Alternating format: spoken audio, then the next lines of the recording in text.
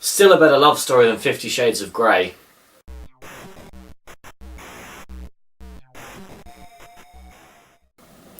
Hi, I'm Daniel, and this is a dunking of The Boy Next Door.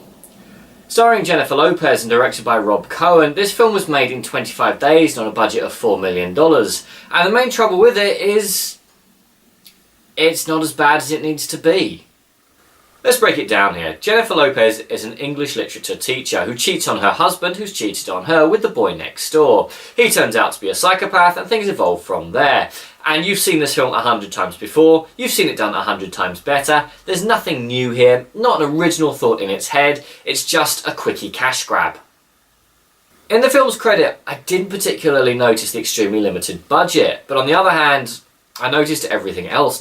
One of the film's major flaws is that I didn't believe in the villain for a second. The guy they got to play the villain is actually 27 years old and definitely looks it. When he said he was 20, people in my audience burst out laughing. And the camera spends more time on his biceps than on his face, with good reason, as they're much better actors. He looks like a lost puppy, and he's meant to exude a sort of creepy menace, and he just didn't. I didn't find him threatening, I didn't find him scary, I didn't believe it when he started going in off at the deep end. I just wanted to give him an ice cream. This film has no subtlety. There's nothing to build slowly, a tightening of the screw, and there was none of that. It just went straight to 100 miles an hour and stayed there.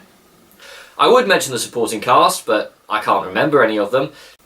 This film has exactly the same plot holes as you would expect from any other film of its type. No one remembers to call the police, no one remembers how to use a mobile phone, no one remembers how to set an alarm, no one remembers to buy a dog, no one remembers to act, in other words, as a rational human being.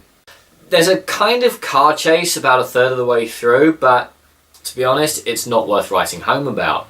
At the end of the day, you know what you're getting into with this film. I just wish it had been a little worse, because then it would have been better. This film is not so bad it's good. It's not bad. It's poor.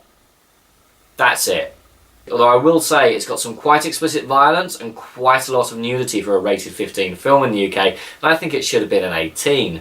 This film was already made more than 10 times its budget, and I find that quite disturbing, as it's just a cash grab. People are going to see this, A, because they hope to see something from Jennifer Lopez, which you're not going to, and B, I don't know, it killed 2 hours. Like, really badly killed 2 hours. I'm Daniel, and this was Dunking. If you enjoyed this video, please like, share, and subscribe.